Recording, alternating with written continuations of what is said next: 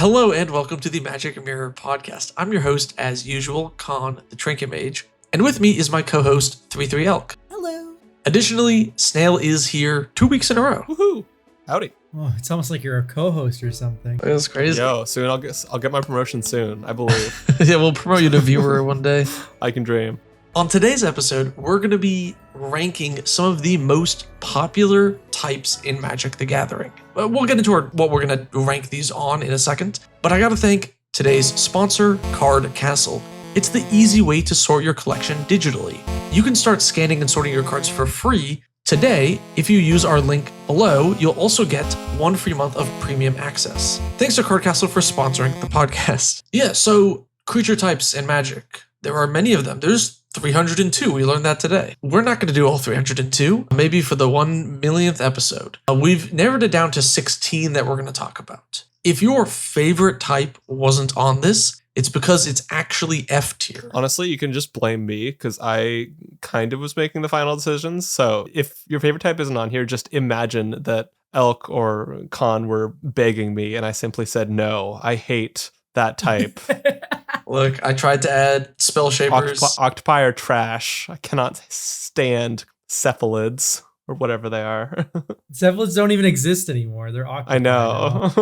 He meant cephalopods, the real classification for those. Cephalids are so bad that they stopped existing. Is that a separate creature type? No, that would be insane. Cephalid is his own creature type, yes, but cephalopods are the real thing. Okay, that yeah, right. squids, cuttlefish, and octopi Makes sense. Yeah. So cephalopods, those are S tier. Those are pretty great. We're going to be ranking ours, and we've set this up as an S, A, B, C, D tiers. But maybe we should go into a little bit more detail about more what we mean when we're putting a type at a higher tier. So when you put it up really high, it means we like it, and when we put it down low, it means we don't like it. Yeah. And what are some things that would contribute to you liking or not liking a specific type? Okay. And for me, I really like it when a type has a clear mechanical identity and it's something that kind of ties into their vibe. I'll get into examples later, but that's kind of my basic top criteria. Although just having a good vibe in general is always good. Yeah, I like a good diversity of play, so long as the diversity in that play still feels like the creature type. So long as we're not treading too far out of that and we're still getting that fun, diverse building paths, then I'm very interested in that creature type. Whereas I don't like a creature type that is super pigeonholed into a gimmick, very narrow, stuff like this. This is what makes me want to score it lower, basically. I think I don't mind the gimmick too much if it is something that isn't making the thing just bigger specifically. With cards like Coat of Arms, for example, you can essentially have any type in the game, even more obscure ones like plants or dwarves or whatever, and make them big. Every single type can do this because of the generic, typal effects. So if you can do some other gimmick that is interesting, that is not just, oh, I make a bigger dude or I make my dudes bigger, I think that's more fun, and I would rank it higher. Should we just jump into it? Yeah, let's do it. Absolutely, yeah. So first, Angels. Okay, and to be clear, is the goal here to come up with a collective ranking between all of us? No, we need to disagree. Yes, but we can disagree, but we average it into a collective ranking. Yeah, we all have our own, but we also have an average. Okay. Yeah, so a B is a 0, and then there's +1, +2, -1, -2, and then we sure. Sounds good. Okay. Angles. Angels are my favorite creature type in Magic the Gathering.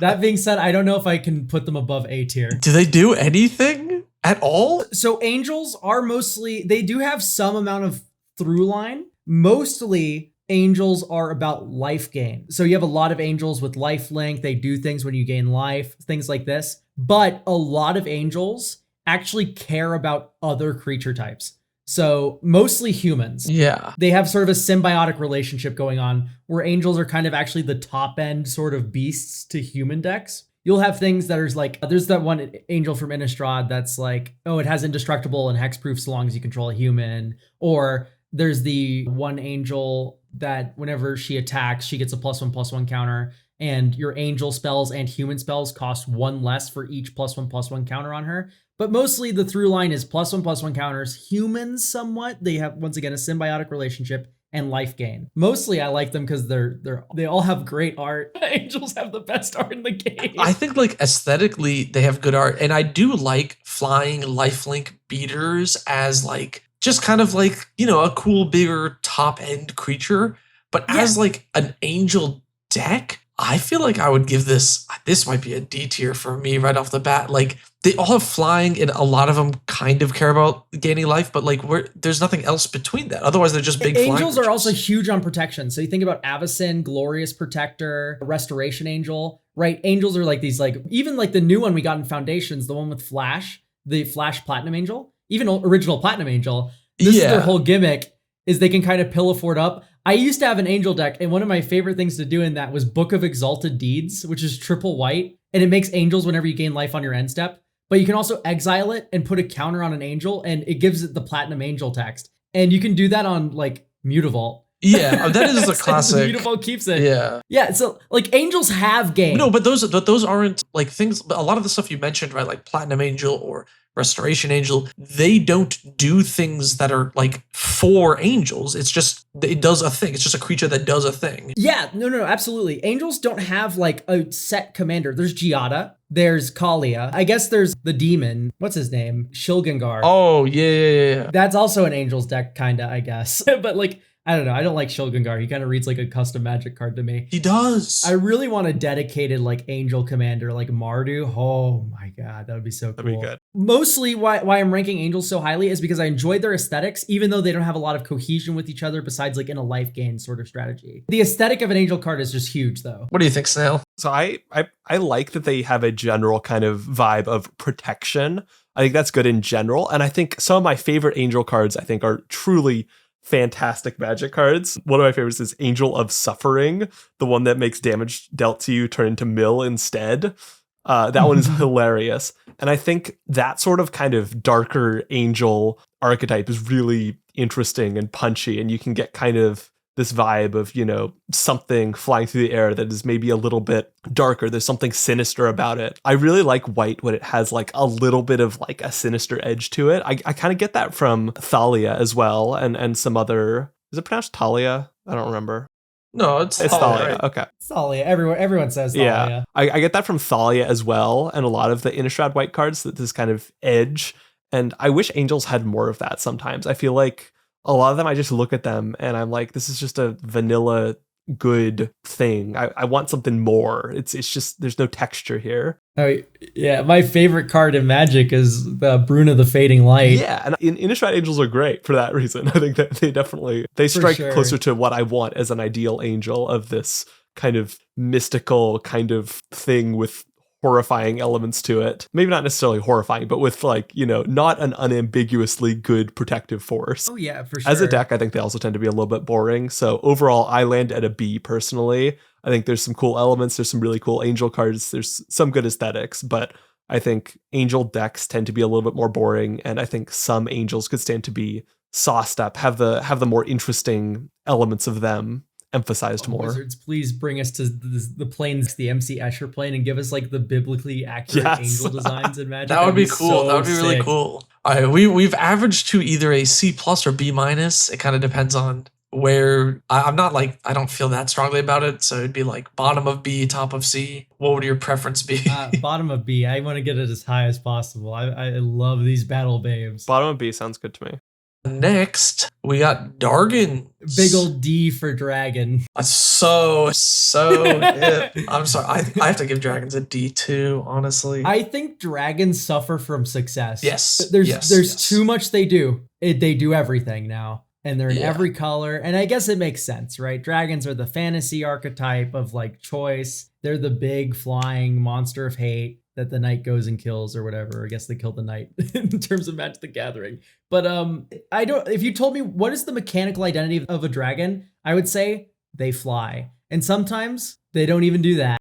I agree, because there's too much that a dragon deck can do. There's dragons that care about counters and life gain and reanimation and flyers and TBs and death triggers and blah, blah, blah, blah, blah, blah, right? And they end up being this like soup deck. But I think dragon decks, because they have so many of these like slow, win more, crazy over the top cards, like way more than any other type, they end up being, I think, the least fun to play against. Just in my experience, whenever I run into a dragon deck, the vast majority of games is the person going, my deck is crazy, and then they fold to the first board. And then, like, that's it. Yeah, I definitely agree with the suffering from success thing. I think the fact that Dragon is like a 5-color thing is just a mistake. Like, we needed more like concrete individual identities for dragon decks. Like, I think Mirim kind of works, although I kind of almost wish it would lose a color, be like just green red. I think dragons are just too broad, and they're just given, especially in Commander, they're given too much range to be everything, this kind of all-powerful massive threat. And yeah, it does just get a little bit boring for sure. I miss back in the day when they were like fire breathing, or they did direct damage, or they were just the big red top end finisher. But now every color gets dragons. Yeah. And it's like, why do we have dragons that care about life gain? And why do we have dragons that care about self-mill? It's like, I don't know. It's kind of weird. When I look at the top 2 dragons, they don't do anything dragon-y. Like, I feel like if I were to identify 2 things that dragons should be about, it's, they shoot fire, they should, deal damage to some things as an extra thing, maybe, I guess. And they, in a lot of fantasy things, they care about treasure, they care about guarding a thing. And we just don't get that with either Dragon or Mirim or Scion of the Dragon, any of these. We just get kind of this big, big cards. Yeah. If dragons leaned a lot more into treasure, into the fire breathing ability, and so I'm thinking like Shivan Dragon style cards where they have fire breathing. Or Gadrock, the mono red treasure dragon commander. Yeah, he's cool. I like him. Yeah. Like, he's an example of a good design. Like, Bogarden Hellkite is like another example of like, this card feels like a dragon. It flies in and it breathes fire everywhere, right? And then, it's there to beat face after that. But, dragons have gotten lost in the plot. They do everything now. Yeah, agreed. I played the lizard shaman guy, the reserve list one. I'm blanking on his name. Rivaz of the Claw or whatever. Yeah. Zarillin of the Claw, yeah. I played him as a dragon deck for a while. That was kind of cool. And the toolbox was crazy deep, because even in mono red, you had so many weird effects you could pull out. It was nuts. Yeah. I like the one artifact hoarding dragon. Like, it enters and it exiles an artifact, and then it returns it to your hand and it dies. I'm like, that's sweet. It's like a nice little story folded up. But no, that's not what dragons really are anymore. It's just like, they just do anything. I like that card in EDH because it's almost like a little sub game. Like, you only have one copy of that card in your deck, so it is removed from your deck when you play the card. There's something really fun about that this card is confiscated until the dragon leaves. What is your tier ranking for this, Sam? I think I'm gonna go D. I just... All right, we got triple D for dragon. I think I'm missing something. I do realize I totally forgot dinosaurs. Oh. Do we want to include a bit about dinosaurs here? We can do dinos now. Okay. I don't have an image for it, so Yusuf will just have to put one somewhere. Yeah. Dinosaurs. Yeah, dinosaurs. I'm tempted to go D again for dinosaurs. Literally take what we said about dragons and replace the word flying with trample. Bingo. And it's like, that's kind of what dinosaurs feel like. Although I am happy that dinosaurs are mostly concentrated into Naya. So at least they have like a wedge that's kind of like their own. So for that, I think I'm going to bump them up to a C, in my opinion. Now, of course, we have dinosaurs in black. There's rotting regisaur and stuff like this. But they're kind of the exception and not the rule, whereas, dragons have sort of actually infiltrated every single piece of the pie, including green for some reason. So, yes, I am happy to put dinos in C just because they actually have a color identity that you can point to and say, this is the dinosaur identity. I think I'm willing to give dinosaurs a C just because of the age of the type. Like, it's like, what, 8 years old, 7 years old, somewhere thereabouts. And so I think for that reason, I'm willing to give it the benefit of the doubt, see if it wants to become a bit more interesting with time. Whereas, dragons is obviously 30 years old. It's, been there basically all along. I do find it a little bit boring that it feels like there's a dinosaur for everything, particularly in some of the white ones, like destroy all creatures other than dinosaurs. Dinosaurs can't take more than 1 damage. Like, it just feels like a bunch of like scattershot different effects. I wish there was more of a through line. I really like the dinosaurs can't take more than 1 damage. I take it back. It actually coalesces with their enrage. You're right. Yeah. You're right. That one I give a pass, because they do have kind of the enrage thing going on there. So that's a little bit cool. Although I feel like, I don't know, that mechanic doesn't feel that good to me. It just feels like, you get your things that ping everything, and you get that, and it's just kind of an A plus B thing. It's a lot better in like a Hearthstone style game where you can actually directly trade with creatures. Yeah. But this is kind of offset with the fact that dinosaurs kind of have a sub fight theme going on throughout them too. Yeah. That's true. Yeah. I guess they did introduce more fight elements in the most recent Ixalan. So yeah, I'd be happy to see more of that if they want to go harder into the creatures dealing damage to creatures sort of thing. I could see. I could see dinos going up to B or A if they go a lot more in on fighting For and sure, stuff like yeah. that. Absolutely. I think I'm gonna just second everything Elk said pretty much for dinosaurs. I'm in complete agreement. It's just there's slightly less lame dragons. So All right, so triple C. oh, triple C, yes. Triple C for dinosaurs. I mean, we're just agreeing here. All right, Eldrazi. I'm so angry because I really want to like put magic specific creature types as high as possible because I like when magics kind of have their own like flavor going on, but I cannot for the life of me put Eldrazi above a C. And it's because it's the most spoon-fed creature type on the planet. I agree. I think Wizards ruined Eldrazi. Oh my god. If their only commander options were the like colorless titans, this would be like S tier. They have like unique flavor and unique mechanical identity, and they have special mechanics and abilities that are only, to them. It would be so interesting.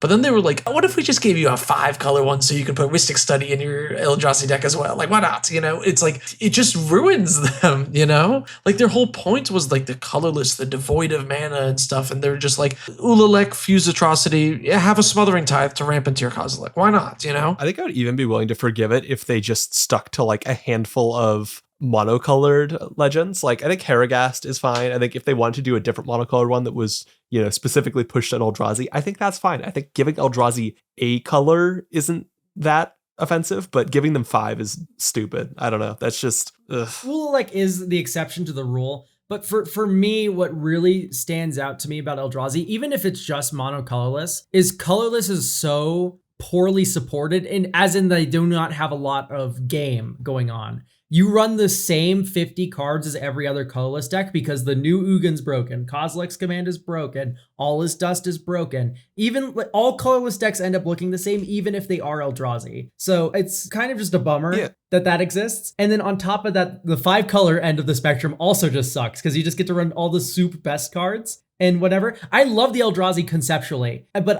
especially in Modern Horizons 3, they kind of like actually ruined Eldrazi super bad because look at Emrakul's Hatcher from original Zendikar, like the Invasion of Zendikar block. That card has an enters the battlefield ability. All the cheap Eldrazi did. They actually entered the battlefield. They decided in Modern Horizons 3 and in other recent sets to make cast triggers something that all Eldrazi have, even the cheap ones. This is why Sowing Mycospawn is banned in Legacy. It's because they decided that, like, let's just put the cast triggers also on the cheap ones, which is just a ridiculous, like, awful balancing mistake. They should have stuck to the processing mechanic. Ulamog's Nullifier, which is like a Dimir Devoid Eldrazi, that you have to process 2 cards from your opponent's exile into the graveyard to counter a spell. That is cool and interesting. You have to find a way to exile your opponent's stuff and then put them back in the yard and exile them again. If they like leaned into that harder, I know it's not a strong mechanic because it requires steps, but if they leaned into it a little bit more, I think it would have been like moving things out of exile is such a unique effect. And there's only like a couple of cards that do it. And having it as a mechanic on a type would have been so cool. And they just forgot. The issue with that mechanic was purely that there just wasn't enough of it. I think if they wanted to commit harder to it, it would be good. But instead, the Eldrazi mechanics. Yeah, Thought-Knot Seer is cracked. Like, Kozilek's Command's cracked. These exile cards. Yeah. Instead, the Eldrazi mechanics end up being do things on cast, which, like, that's not even a mechanic. Like, that's... It's just broken is what it is. It's uncounterable. It's so strong. Like it's okay as like an occasional thing to use, but you can't have that be a types mechanic. And then like I guess spawns are cool enough. Like they're fine, they're whatever. But yeah, I like spawns and they actually make sense. Yeah, so spawns are fine, but I want more out of it. Like I said, I really just miss when the cast triggers were only for the giant titans, 8 or more mana value Eldrazi. Because when it's just on everything and every spell you cast is just basically uncounterable because you get the cast trigger, it's too much. I think Agreed. Pre MH3, I was looking at maybe a C, maybe a B if I was feeling, excitable. I think I got to go a D for Eldrazi.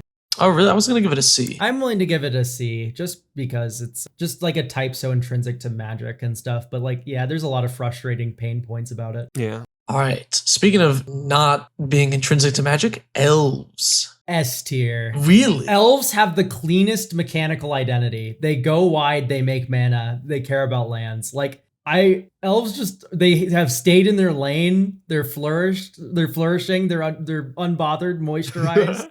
Like, let's go. Like, yeah, okay, elf strategies looking outside in are boring, but they need to exist. They're like bread, right? Me saying really there was not in like disagreement per se. I was just surprised that you put them at S, but I do agree with you. It is, they're kind of a staple. They have the mana dorks. They have the dudes that tap for mana. They untap their guys. They storm off kind of. It's like creature storm. Like that's all part of their thing. And not many other types do that. It's very kind of like clean in its identity and simple. Yeah. You also got a lot of like tap abilities. They don't have like, it's not even like they have the most wildly, interesting type mechanic, but they're just very, I think clean would be the right word. You don't have a whole lot of elves doing, random life gain sub themes or other things. Maybe a couple, I guess, but you've got a couple to bully the pauper players, but mostly, it's all pretty good, pretty straightforward, and yeah. Is that triple S for elves? I would say probably an A for elves.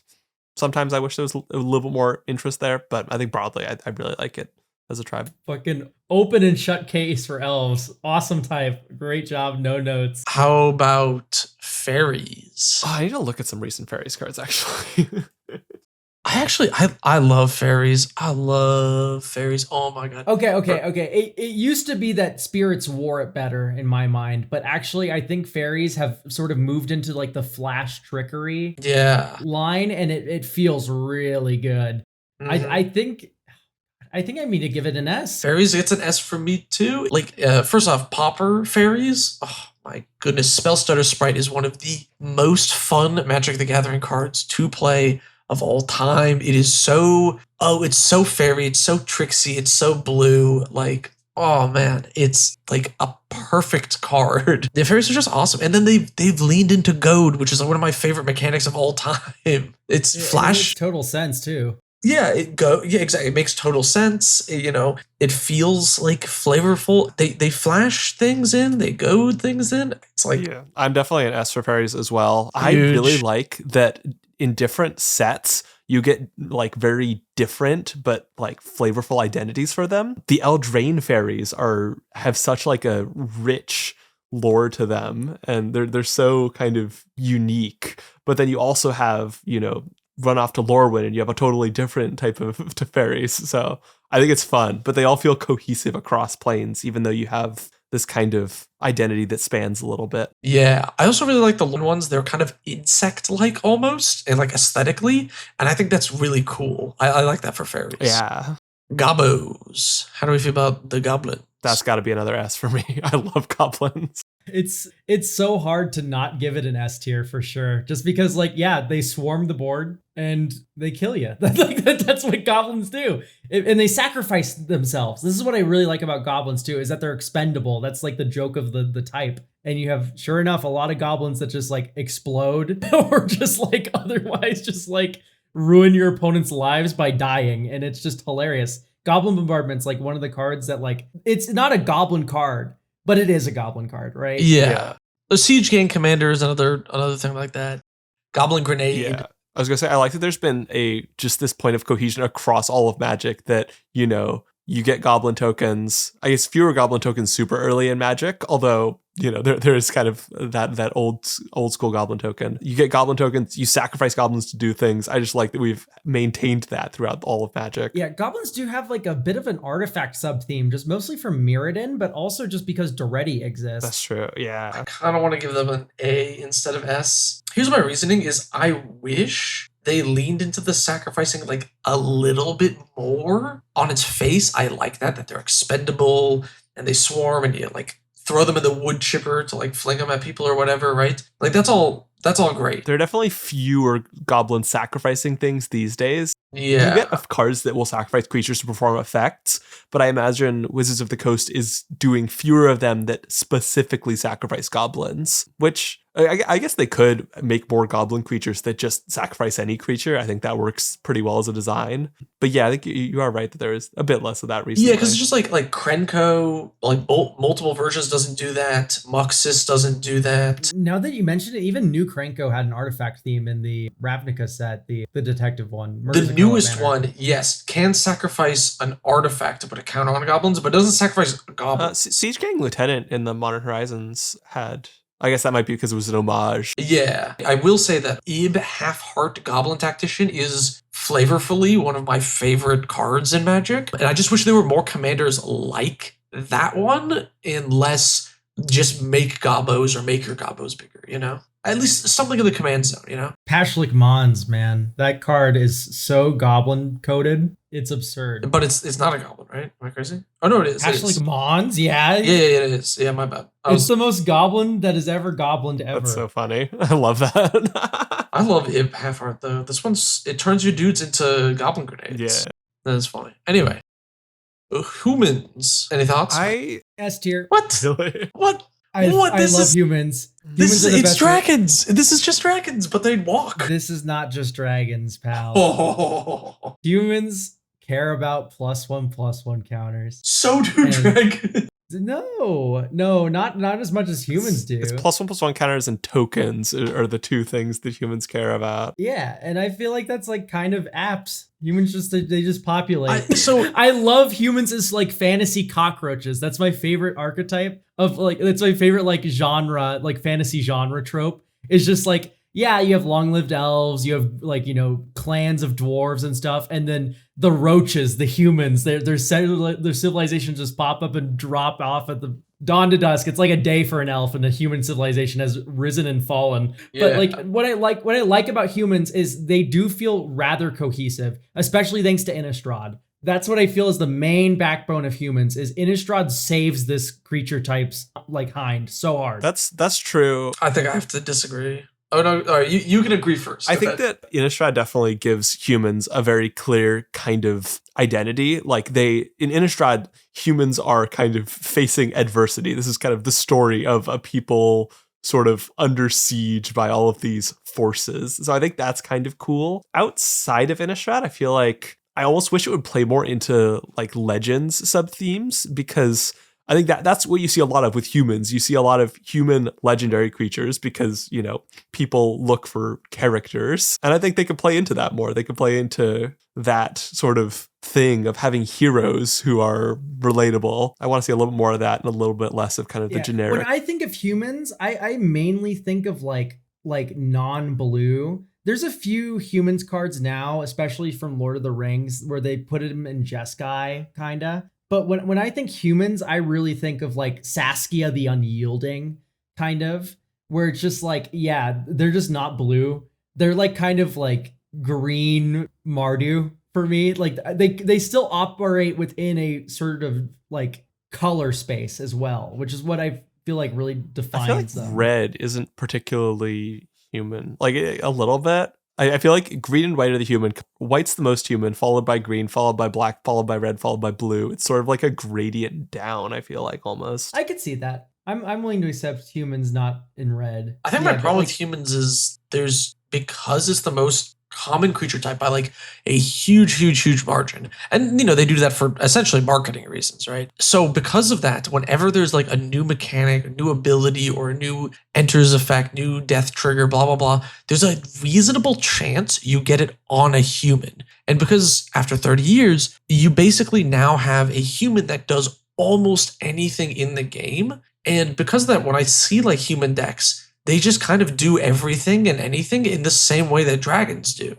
They just lean a little bit harder on like tokens sometimes. I feel like it's just, I don't really see the difference between this and dragons, to be honest. I feel like it's a little disingenuous to be like, yeah, Combat Celebrant is a human card, or like, you know, Lauren of the Third Path is a human card. It's more like these are creatures that are humans. Whereas I think of like Maha, Bredegard Protector, which is like other creatures you control. It's an anthem, right? Or I think of Thali as lieutenant. It's an anthem. I think of Kyler. It's an anthem. I think of Adeline. It makes human tokens, right? So anthems and encounters and Hold up. tokens. We were just talking about dragons, and then you were like, yeah, some care about life gain, some care about counters, but like the ones that care about counters aren't dragon cards either. They're just dragons that happen to do counters and then like put counters on things so it bolsters your dragons. But like it's the same issue here. It's like, well, we have humans that can blow up artifacts, that can remove things from graveyards, that can counter spells, that can do this, that. And then they're also humans, so then the humans decks just become soup and they do all of the things. Yeah, but here's the thing. It makes sense that humans are soup. Yeah. Humans are the most versatile creature. So this is a game being played by humans. It does kind of make sense that it's going to be a little soupy. No. I'm not saying that it shouldn't be that, or it doesn't make like logical sense that it would end up that way. It does. I get why there are more humans than, spiders in the game. But I think in terms of like actual gameplay, ultimately, it feels similar to dragons. I feel like humans have a lot of different tools, yes, because most things are human. But I feel like the backbone is there, and it's always the backbone is like aristocrats, counters, go wide. And like those are kind of what human do. Versus like, yeah, there's a lot of effects stapled onto humans, but that's the backbone, right? The humans do the thing that like they do, whereas dragons have just become, yeah, it's a giant flying monster with this effect on I wouldn't mind seeing, so I mentioned I wouldn't mind seeing more legendary tie-ins. I also wouldn't mind seeing more focus on like the idea of the collective. And I think Innistrad has a fair amount of this, but I could see pushing into it even a little bit harder. So I think there are directions that humans should kind of expand out in terms of kind of the more typo cards that would be interesting. Yeah, training was definitely a little bit of that, but it was a little awkward. Yeah. I would like to see a lot of humans with mentor, honestly. I think mentor would make a very good human mechanic. It's an okay mechanic, yeah. So I have D, Elkazaz, Snail. Where do you land? I'm a B. Okay, so we averaged a B. Yeah. Excellent. Okay, perfect. Hydras. I have a hard time having a strong opinion about Hydras. They are X spells. Yeah, that's their gimmick, right? Is like they put counters and they like the letter X. Yeah, I like Hydras. I'd probably give them an A. I think it's definitely one of those types where it's very simple, but it does the thing, and you can do some cool things with +1/+1 counters. I think Neverwinter Hydra was an example of a kind of fun Hydra that was in one of the D&D sets, and I think it's kind of a baseline template that you can build off of in a lot of cool ways. Yeah, I have Hydras at B. I was about to say the same exact thing. You can say it. I imagine we're gonna say this like pretty similar thing. This is like a perfect B to me. They do a thing, kind of. Generally, it's somewhat coherent. It's nothing crazy, nothing wild, nothing insane, but also they're not in 17 colors and have the ability to do everything. So it's a B. That's like kind of a baseline for me. I appreciate how firmly green this creature type has stayed. Yeah. All right. So I think it's going to average to a high B. Sounds good. All right. Fish people. Hey. I want to like them so bad. I feel like they used to be a lot more based around islands, which islands, yeah, unblockable. I don't know how to feel about that, because on the one hand, I feel like being tied to a basic land type is a little bit weird, and it feels very kind of old-timey Magic to have fish people that care about islands in the same way that, skeleton ship can't like get sacrificed unless you have an island. Like it feels a little goofy that islands were ever a big thing for Merfolk, but at the same time, I think it's a little different. That's fair. Like skeleton ship is funny because it's a boat, so if you don't have an island, it like sinks or is useless or whatever. But this is more like they're encroaching on your land. There's like spreading seas and seas claim.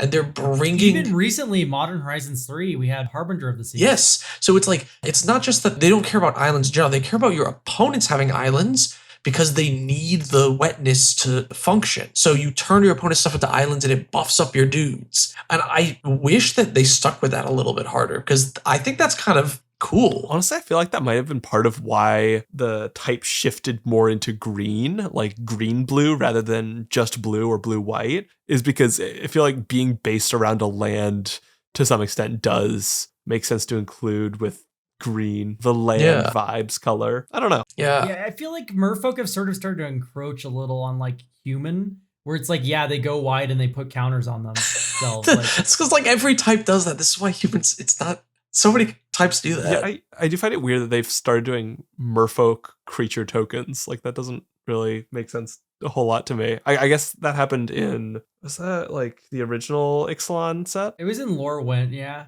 There's some Merfolk token Were there action. ones in Lorwyn?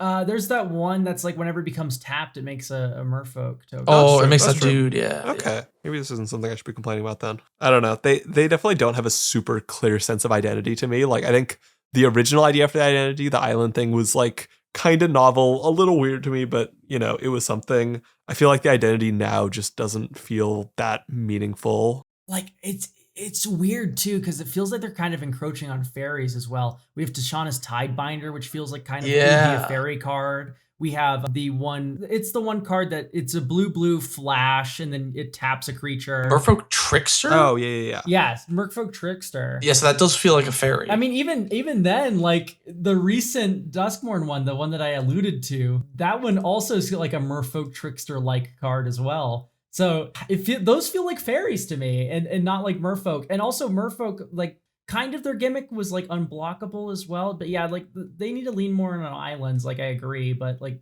you said, that's kind of really like old Magic of feel. Yeah, to but it. like screw it. Most of this is for Commander ultimately, right? Like they don't do Merfolk super often. They can just make like Merfolk Commander products that care about islands and use like goofy old mechanics, you know? I don't think it's that confusing to new I think it'd be players. kind of fun to stick with that. Like Yeah, I would like to see like flood counters. They've sort of been doing that a little bit. I think it would have been valid to mostly leave Merfolk behind as like this doesn't really have a mechanical place today. And I think they chose the much stranger option of keeping it around but making it kind of boring, I guess. So it would have been neat Yeah. to see them kind of just go all in on the funkier aspects of it. I want to say C tier for them. Yeah, I would agree. See, Another triple C. All right.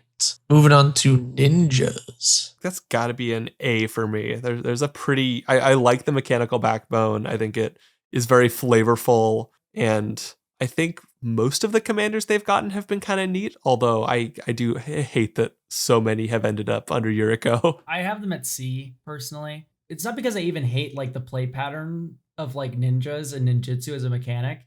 It's a lot more that like I feel like they've been pigeonholed by the ninjutsu mechanic. It's like if you print a ninja without ninjutsu, you're crazy. Like that doesn't make any sense. That like, we've gotten like one maybe in the last like so long. It's like the Throat Seeker vampire. They feel like really pigeonholed to me. I wish they were just generic infiltrators a little bit as opposed to just like every ninja needs to have ninjutsu. I feel like it would be interesting if they wanted to add more ninjas that have like ETBs or other things that want to be balanced. Because I feel like in current Magic, we get a lot of ninja decks where they run some number of other creatures either to be evasive or to be bounce targets or something. And so they end up being some ninjas, some non-ninjas. And there's nothing necessarily wrong with that. It would be kind of interesting if they wanted to make ninjas be kind of the bounce source and the bounce target. Yeah, it's kind of interesting. Going back to my like favorite Pauper deck, it's called Mono Blue Fairies, but you play a bunch of ninjas because the ninjas with ninjutsu let you reset the flying fairies as you attack with them. And that's kind of like the way the whole deck works. And I want to put ninjas in A tier as well because I agree, like they're a little pigeonholed, but they're almost there. They just need things that say like when this returns to your hand. So it can't be like misconstrued as a blink target. But if it's like when this returns to your hand, do this, and then when this ninjutsus do that, and then you're kind of like constantly swapping up and down the like couple of guides and like bouncing for different utility, I think that would be way more cool. And like it's like almost there. It's almost like a really good. Yeah, it's very close to something great. I think they're working with a good foundation, and just some things could make it a little bit better for sure. Do you say C, Elk? I have it at C. Always a ninja hater. Okay, so C and A averages to B, and then I put A, so it's A. This is our first A tier. All right, next are the dirty, stinky rats. Rats. I have them at B tier. I wish they leaned a little harder into discard because right now they feel a little bit like mono black goblins. Yeah. Yeah, do you remember some of the old ones that used to reduce your opponent's maximum hand size by like 1 or 2 or something? Yeah, there's Nat Miser and stuff like that. Yeah, kind of a weird, unique thing. I really wish they did lean a little harder into the burglar rat concept, or they lean deeper into Death Touch. Like they kind of did that with Karamonix, where it gives all of your rats toxic. Yeah. Karamonix, by the way, is a really broken card. Very good. Very good card. It draws a lot for a 3-mana 3/3 with upside. I kind of like the idea of rats with poison and disease and discard, and like, you know, they're like infesting your opponents. I'm like big in on that flavor, which there's a hint of through rats. Yeah. But right now they feel a little too much like Goblin. There was a lot more of that in older Magic. I think rats could also focus more on self-discard as well. Pack Rat is one I know very well because I played in Standard around that time. Oh, God. And that card is Awful very funny. Design. Limited all-star. Card is horrifying, and I love it for that. It's just a hilarious card. 39 swamp. 1 pack. Yeah, rat. it's a 2-mana star power and toughness equal to the number of rats you control, and you pay 3 mana and discard a card to put a token onto the battlefield that's a copy of it. I remember like I was playing Grixis control, and you gotta hit that Anger of the Gods before the rat player can get more than 2 rats, or else you're just hosed. I think that's the same in some other formats as well. Literally, you need to Anger of the Gods before 3 rats. I think rats more than any other type scale with each other. There's a scoring element to it. Yeah. Which I think I like that okay as an element, but so many types have that to some extent. I don't know. Yeah, it's just not like super unique. And it's honestly just like worse because they're like rat colony, right? It scales up their power, but it's like it's just worse than getting +1/+1, which is Relentless Rats does or whatever. But I like this as B, to be honest. I'll give Rats a B because I think that there is some good bones there. I think you could have a lot of interesting directions you could take Rats in, and there have been some definite wins for them. But yeah. Yeah, I think I'm at B as well. Okay, now Slivers. Sliver Overlord is one of the first commander decks I ever built. I had like a friend of mine gave me like a pile of green-white slivers, and then when we started playing Commander, I was like, oh, I guess I'll put some of these in a Sliver Commander deck. So because it was like just the first thing I had. I'm going to be controversial. I'm going to give it an A. I think Slivers are so good at being just an obnoxious horde of nonsense. And I think they have this very clear kind of mechanical backbone to them that I think evokes the correct amount of fear of this kind of foreign hive mind thing in your opponents. I would have put Slivers in S if I could. You can. I can't. And I'll explain why. Slivers is like, in my mind, when I think of the magic creature type, well, I think of Eldrazi. But then if I think of the other like original Magic the Gathering creature type, I think of Slivers. And Slivers, I love the hive mind aspect of it, and I love their kind of like story a little bit too, where they were extinct and then a bunch of like biologists brought them back to life, and then they just like exploded and just like took over. That's hilarious to Classic story of human hubris.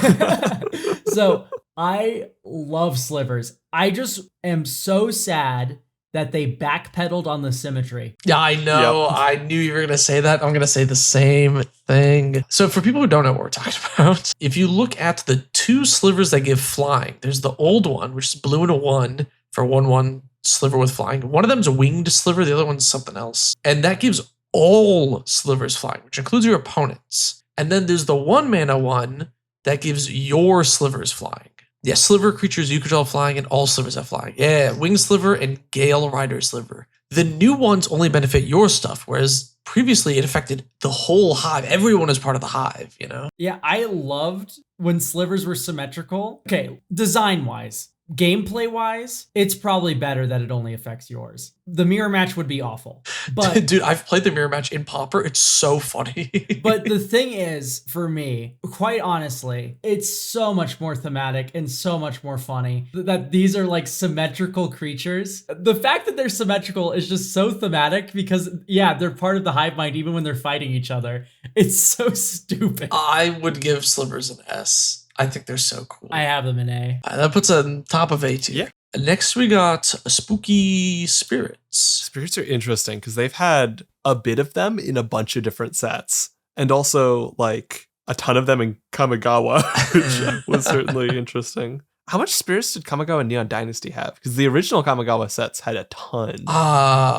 Neon Dynasty had a few. Okay. I don't remember Neon Dynasty having as many nearly. So it's because a lot of the spirits had like a bonus type attached to them. So you had like the Sky Swimmer Koi or whatever. That was a fish spirit. Yeah, or Kyodai is a dragon spirit. Well, yeah, the dragon spirits are an original Kamigawa too, though. Oh, that's true. Oh, so original Kamigawa is a lot more about war with the spirits, whereas like new Kamigawa, that wasn't really a theme per se. It was just, I say. yeah, and there's a few spirits too, but a lot of them are also on the back of sagas as well. Makes sense. Spirits are so weird because of Magic's sort of like love-hate relationship with Kamigawa. There's so much of Kamigawa that we like now care about and like and think about. And then there's so much that is just been like dropped. And like the whole soul shift mechanic, the way most all the spirits from that set like operated is like completely absent in every other iteration of spirits, period. Yeah. It's kind of weird. But then you have all these spirits that are like, your spirits gain soul shift 5 or whatever the hell. And it's just like not relevant. Yeah, it's wild because Innistrad spirits feel an awful lot like fairies too. You have a lot of tricky like Shacklegeist and Yeah. like there's a lot of tricksy stuff going on there. So yeah, it's a little weird. I mean, each plane spirits feel very different. Yeah. Innistrad spirits sadly don't feel all that interesting to me. Like I feel like spirits should have more of, I don't know, more of a like disturbed afterlife sort of vibe to them, which I guess some of them I do like the disturb mechanic. But like I feel like lingering around for a reason is like the main thing. I just don't get that sense. It's just like, you know, ethereal flying people. I think part of the problem is like the Kamigawa spirits are the spirit in the like Shinto aspect of them. Yeah. Like it's the spirit of the mountain, the spirit of the wind, right? As opposed to the Innistrad ones where it's a spirit as in it's literally like Casper the Friendly Ghost. Like it's a ghost. It's a dead dude who's a spirit. Yeah. So they're like mechanically so different. You also have Theros spirits as well. Which are also totally different, yeah. Yeah, they're all enchantments, but they still like embody something like the Kamigawa spirits do. It's just a lot more mythical as opposed to, you know, Shinto. Yeah. I think they're a C. They're kind of too convoluted. Although Iname Death Aspect is a banger commander and would recommend. Yeah, like they don't have a through line besides being evasive. Yeah. They usually fly, yeah. And sometimes they're not evasive. Sometimes they don't even fly. The classic ground spirits, as I said a couple times during the pre-release. I wouldn't even mind it being so diverse in terms of what they had if it seemed like they were committing harder to any one like really cool version of it. But I feel like none of the versions recently have been all of that punchy to me. And it does just feel kind of not very interesting and soupy overall. Nothing particularly feels unique. Are you feeling C as well? Yeah, I'm feeling C. Vampires. Easy S. This is the easiest S of my life. Yeah. They care about life drain. They care about blood now. Like I make like. I guess they're the literal blood tokens. Yeah, that makes sense. Yeah, like okay, yeah. The blood tokens feel a little ham-fisted, but like overall, like when I think of a vampire card, what is it going to do? It's probably going to drain life, and you'd probably be right. Yeah, I mean, I guess so. I mean, yeah, I'll put it S. I think I gotta go S as well. Just looking back over some recent vampires, like yeah, they all have a pretty clear like set of through lines on them. They have great aesthetics. So I like that they lean into madness as well, which is fun. Yeah, madness. They lean into hitting your opponent as well. You had bloodthirst as a mechanic. Or is Bloodthirst the Gruul mechanic from Ravnica? I'm getting confused, maybe. Yeah, it was originally the Gruul mechanic, but then it was on a bunch of vampire cards in M12. So yeah, it got expanded to vampires for sure. Vampire Outcasts was one of the first cards I played heavily. Uncommon card from M12 with Bloodthirst. Yeah, vampires are great. Well, that was easy. How about werewolves? I mean, this is another S. Right, easily, right? The transforming, like I know Night and Day is annoying, but like they literally are werewolves. It's like human Wolfman. You have to have werewolves flip. I agree. They have to transform in some way. I don't think you could have werewolves without flip cards. I think, however, they're so shackled by their horrible mechanical identity, and their parasitism on one another. I don't know. I think the original idea for the mechanic where, you know, no spells, 2 spells, I think that it feels weak. I want it to be something else because it does feel like they just get stuck occasionally. And I don't know. I literally think that if there was no usage of that mechanic and that if they just all had their own original transform conditions, I think I would like it a little bit better. It would miss out on something. That would be cool if every single werewolf like was a human werewolf and then it flipped into a better creature. And I don't know if they needed to be oscillating. Yeah, I mean, I get the idea they were going for. I do really like the attempt at the kind of vibe of, oh, the moon comes out, the werewolves come out. Yeah, because that's like, naturally werewolves oscillate usually, right? In fiction. Yeah. You're not always the I think wolf. they were right to attempt that. Yeah, I won't fault them for trying to attempt that, of course, but it's also just like at some point you need to sacrifice a little bit of the flavor. I know I'm being a little bit of a hypocrite because I talked about this with Slivers. Sometimes you need to sacrifice a little bit of the flavor for mechanical benefit. And I think Werewolves is one of those ones where it gets so clunky. And literally every werewolf deck is like a parasite clinging to Tovolar for dear life, White Knuckle. Please don't go. You need that card to function basically as a werewolf deck. And yeah, you could build like the Crawlin' Horde buddy or whatever his name is. But Tovolar is really what makes werewolves hum, even at all. And because he helps bridge the gap between old werewolves and day-night werewolves. I think if they eroded all old werewolves to be day-night or all new werewolves to be like old, I think it would go up like by 2 letter grades for me, but I don't know if I can give them above a D just because of how clunky they are. I do think it is also a little bit rough that they had kind of the non-mechanicized version and then the mechanicized version. I think if they just stuck with the day-night fully, there's maybe a bit more they could have done with it, like just across all of werewolves. I don't know. I definitely see some lost potential. I want to like them a lot. I think I like the kind of baseline idea of them. I would probably go a C just because I think there have been some vibe wins, but I think ultimately the mechanic just doesn't quite work for me. I think it also just annoys people, like the day-night mechanic.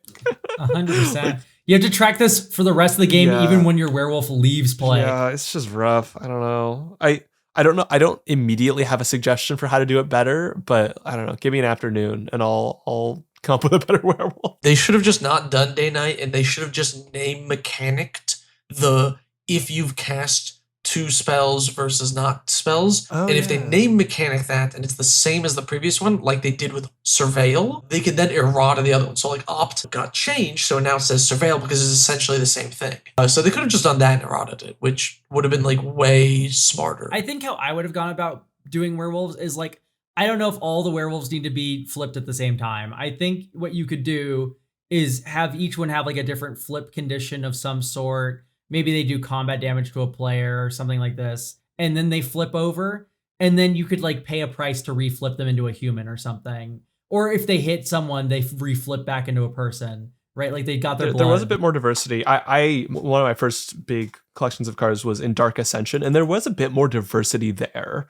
Like you did have a lot more kind of unusual flip conditions. So I think it is possible to do that. And they did do some of it. I think it does lose kind of the vibe of, ooh, the moon comes out, all the werewolves turn. It loses that a little bit. Yeah, that's the benefit of the day-night, right? Is you don't have I get why they went with the day-night, but I do feel like it also would have been, I think it would have come out in the wash. It would have been just as good or better if they'd done individual flip conditions. I'll lower mine from S to A, I guess, because it is, kind of annoying. I like that they like pretty much all transform. I feel like that makes them so different than other types. Yeah. But also I don't play werewolf decks, so I've never really been annoyed by it. Maybe if I played one, it'd be like D tier. Yeah, and I can see my own grading criteria being unfair here because I'm disappointed by the squandered potential more so than I am by hating them as a type. Like I think what they're trying to be is really cool. I could even see giving them a B. Yeah, I'm in the same boat here. They're in D because I'm disappointed. D is for disappointed. Well, I'm averaging them to a C, yes? Probably. And then he has just a D, right? Oh, I guess maybe that should be It should C. be a high C. Yeah, no, you're right. Last one, we are at Zambinos. The big Z, the Z word. I have them in a nice firm A. Yeah. They mill themselves. They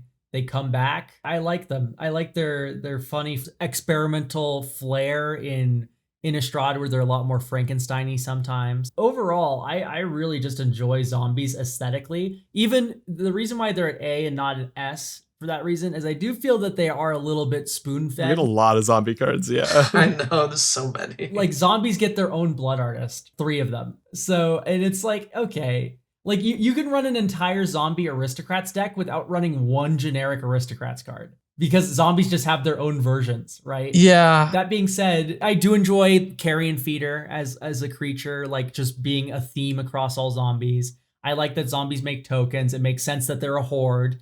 I like that they do a lot of stuff in and out of the graveyard. They're a bit of a combo creature type for this reason. I don't think there's a single zombie card where I look at it and I'm like, why is this a zombie? Like they really make sense that they mill, that they do all these things. Yeah. I think I'm on board with an A as well, although I know I was a little bit sad with Aetherdrift and the pre-con I reviewed and just the presentation of zombies in general in that set because I loved Amonkhet zombies. I love the mummies, the Eternalize.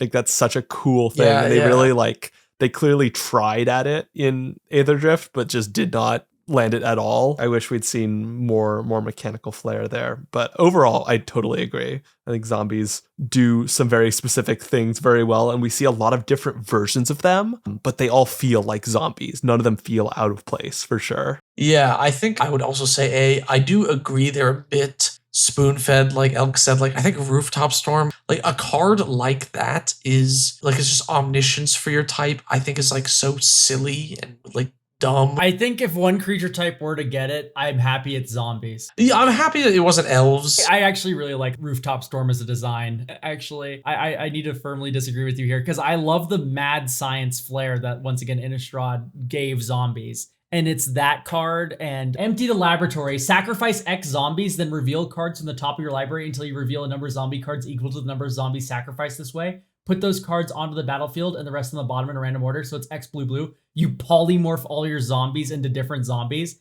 You just like cut them up and stitch them into different things.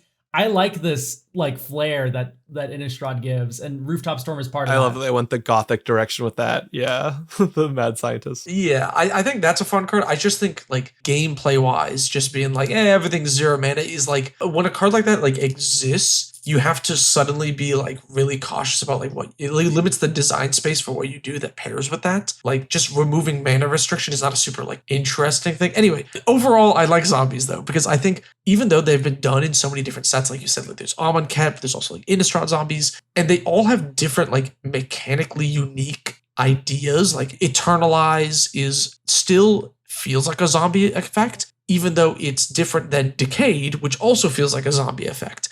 But they're like it still all works, you know, kind of cohesively. So I like them. I think they're A. Also consider this Zorse from Crimson Vow. I can't describe why I love this art so much, but it's so good. What card is this? This is Cobbled Lancer. I like that you know that. I know a lot of cards. Random Crimson Vow uncommon. To be fair, I know the art from random Dark Ascension uncommons, so.